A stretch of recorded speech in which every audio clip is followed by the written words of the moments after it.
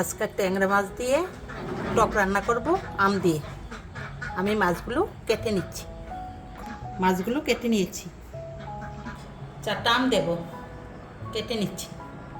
আমগুলো কেটে নিয়েছি। 3টা রসুন দেব, এই 3টা রসুন ছুলে নিচ্ছি। ছোলা হয়ে গেছে।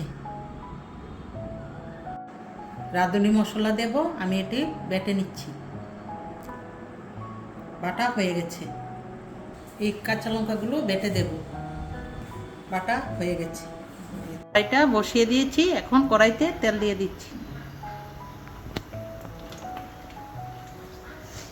চামচের মতো হলুদ দিয়ে দিচ্ছি, আর আধা চামচের মতো নুন দিয়ে দিচ্ছি। এখন মেখে কড়াইতে দিয়ে দেব। দিয়ে দিচ্ছি। আমি হালকা ভেজে নেব, বেশি ভাজবো না।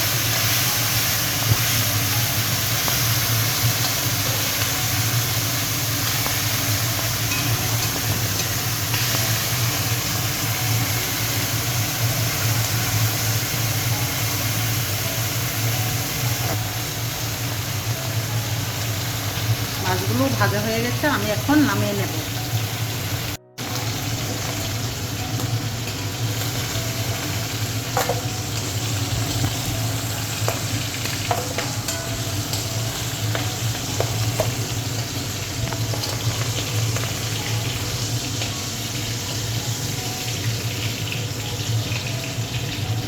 এই দেখুন, আমি বেটে নিয়েছিলাম রসুনগুলো, এগুলো দিয়ে দিচ্ছি।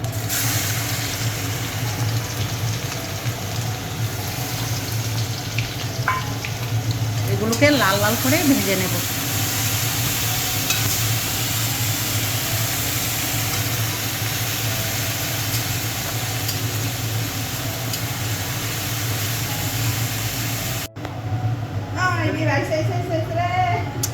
রাঁধুনি মশলাটা আমি এখন দিয়ে ভেজে নেব।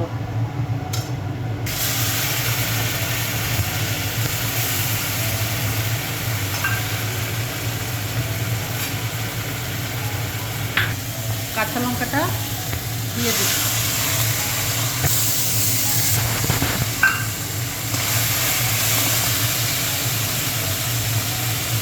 কেটে রাখা আমগুলো দিয়ে দিচ্ছি। আধা চামচের মতো হলুদ গুঁড়ো দিয়ে দিচ্ছি।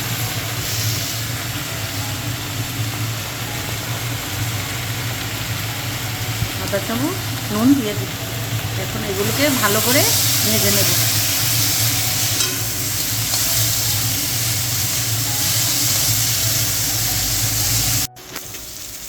আমি মাছগুলো দিয়ে দিচ্ছি, দিয়ে হালকা করে একটু এগুলোর সঙ্গে মিশিয়ে নেব। গরমে যখন আপনাদের কোনো তরকারি ভালো লাগবে না, তখন এই তরকারিটা অবশ্যই একবার খেয়ে দেখবেন। যদি মুখের স্বাদ না থাকে তো এই তরকারিটা দিয়ে খেতে পারবেন। খুবই একটি দারুণ স্বাদের রেসিপি। এর মধ্যে আমি জল দিয়ে দেব। আমের এই টকটার মধ্যে জল বেশি লাগে, এই জন্য আমি একটু জল বেশি দিয়ে দিচ্ছি।